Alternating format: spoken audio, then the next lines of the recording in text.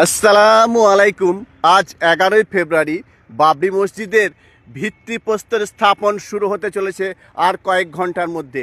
এখন বেলা 9টা বাজতে কিছু বাকি আছে, কিন্তু এর মধ্যে একই দেখছি বাবরি প্রাঙ্গণে যেদিকে তাকাচ্ছি শুধুই সাংবাদিক এবং ছবি তোলার ভিড়। যেখানেই দেখছি ইউটিউবার এবং সাংবাদিক, এত ফটোগ্রাফার, সত্যি আপনি না আসে চোখে দেখলে বিশ্বাস করবেন না। সমস্ত জায়গাতে শুধুই সাংবাদিক আর সাংবাদিক।